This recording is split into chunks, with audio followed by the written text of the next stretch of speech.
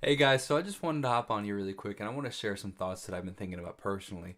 And as the title says, it's something along the lines of why I think it's very dangerous to have to set goals as a musician or as a creative in general. And these are things that I personally learned and things that I just believe potentially, and I want to share them with you in a couple minutes. So what I mean by that is I think that it is incredibly dangerous, I found, and incredibly hard to answer the questions of things like, where do you see yourself in 5 years?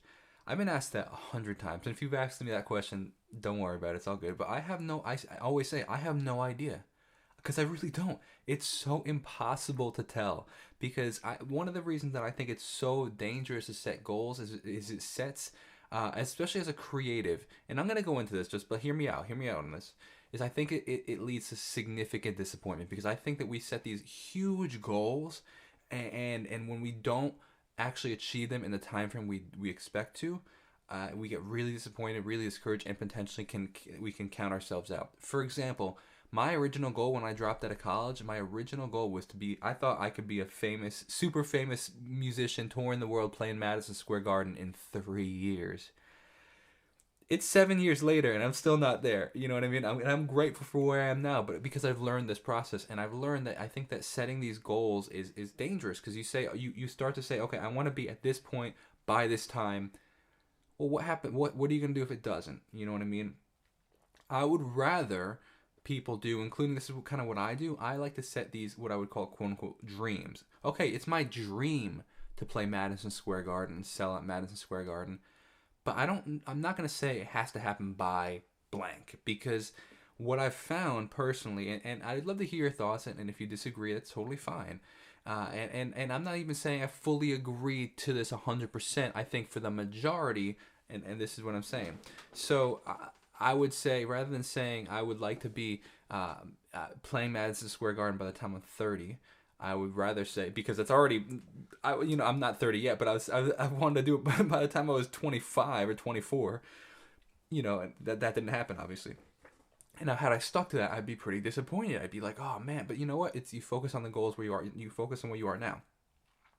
So what I'm saying though is I really find it interesting when people say, or what else I've done is like one of my dreams is to have 10 million streams a month from Spotify. No, sorry, 3.3 million streams a month from Spotify or Apple Music, Pandora, all those things. Because when you combine those all together, it ends up being 10 grand a month from streams. That's a goal. 3.3 million streams for me. But I don't say, okay, by the end of this year, I want to have 3.3 million streams. Because it's like, how do you make that happen? I personally don't, and I've been in this industry for a long time. I don't know how to personally go from making 2,000 streams a month to 20 to 30 to 50. I don't know how to personally do that. I know that if you keep working one day at a time, it's possible to get there because I've seen the fruit of that. I just don't know how to do it in a time frame.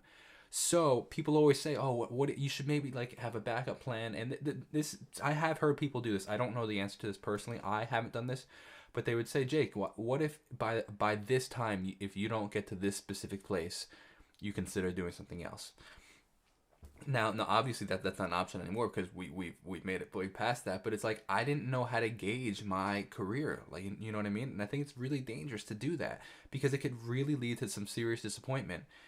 So now, another thing, for example, is like making a certain amount of money by a certain amount of time.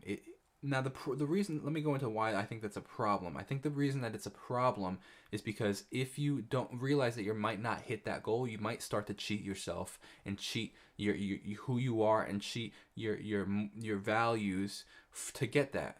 So, for example, say I wanted to say on this channel, I want to have 100 million plays on this channel, views on this channel by the end of this year. Right now, I'm at like 10.8 million. Well, look, is it possible? By the end of this year, is unrealistic, but maybe next year, by the end of 2022. Is it possible? Maybe, but like to say, okay, actually, probably a better example would be I want to have 100,000 subscribers by the end of this year. Okay, that's very realistic. But if I set that as a goal for by the end of this year, well, I'm gonna try everything in my power to do that. But at the cost of what?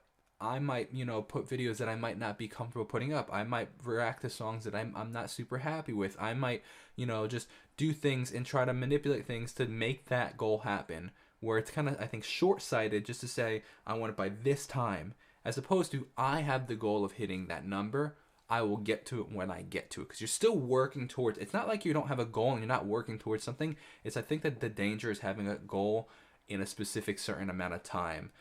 Now I think that there's a balance. I think that sometimes it's okay in short-term things. This is just all my opinion, what I've personally learned, because there was a goal that I set for myself. I said I would really like if I could be fully reliant on my music and YouTube and my streams and stuff by this date.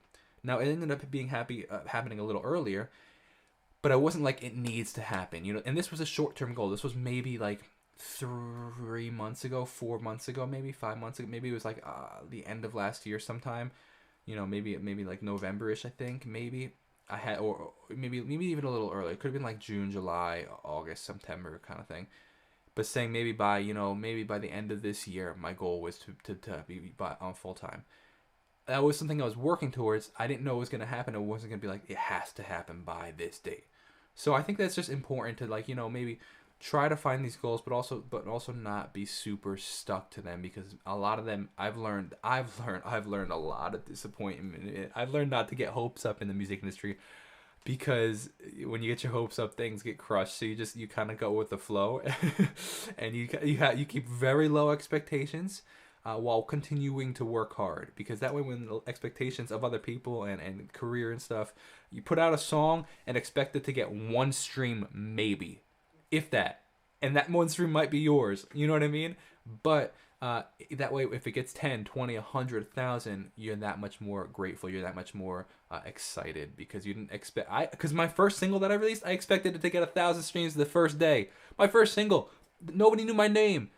Obviously, that was I barely get 1,000 streams now. You know what I mean? So it's just like, don't set expectations, don't set these goals. Just go with the process. Keep working one day at a time towards your dreams, and I would really think that you might get there. Hope you enjoy this. I'd love to know your thoughts. Leave a comment below. Peace out.